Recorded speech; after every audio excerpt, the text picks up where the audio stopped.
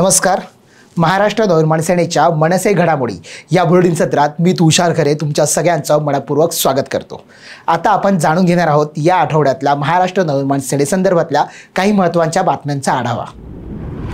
कळमनुरी शहरात करोड रुपये खर्च करून नाल्याचे बांधकाम सुरू आहे, परंतु हे काम सुरू असताना निकृष्ट दर्जाचं बांधकाम साहित्य यात वापरले जात असून याची तक्रार अधिकाऱ्यांकडे केली असता अधिकाऱ्याने त्याकडे दुर्लक्ष केलं. म्हणून संतप्त व आक्रमक झालेल्या महाराष्ट्र सैनिकांनी निकृष्ट दर्जाचं बांधकाम साहित्य नगरपालिकेच्या मुख्य अधिकाऱ्याच्या टेबलवर ठेवून आंदोलन केलं. या प्रसंगी महाराष्ट्र नवनिर्माण सेनेचे जिल्हा उपाध्यक्ष विनोद बांगर आणि सादिक पठाण, अमर गाभणे इत्यादी लोक उपस्थित होते. राईट टू एज्युकेशन शालेय प्रवेशाच्या अन्यायकारक नियमावलीला माननीय उच्च न्यायालयाची अंतरिम स्थगिती आली आहे. राईट टू एज्युकेशन प्रवेशात खाजगी शाळांचा पूर्वीप्रमाणेच समावेश करावा आणि पुढील आदेश येईपर्यंत नवीन शासन निर्णय स्थगित केला आहे.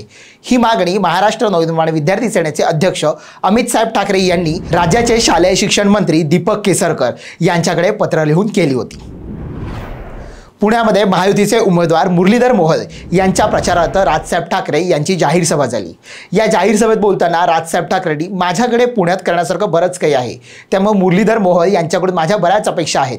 अस्तव्यस्त पद्धतीनं वाढत असलेलं पुणे आपण पुन्हा एकदा सावरूया, या शहरांची लागत असलेली वाट आपण थांबूया असं म्हणत त्यांनी पुणेकरांच्या मूळ प्रश्नांना हात घातला आहे. जर निवडणुकीच्या तोंडावरती मशिदीतून मतदानासाठी फतवे निघत असतील तर हा राज ठाकरे सुद्धा तमाम हिंदूंना विनंती करतो की आपण सुद्धा नरेंद्र मोदींना मतदान करून सगळे एकवटूया, असे आवाहन राजसाहेब ठाकरेंनी पुण्यातल्या सभेत केलं. आता इथेच थांबूया. पुन्हा भेटूयात पुढच्या आठवड्यात नव्या बातम्यांसह. तोपर्यंत जय हिंद, जय महाराष्ट्र.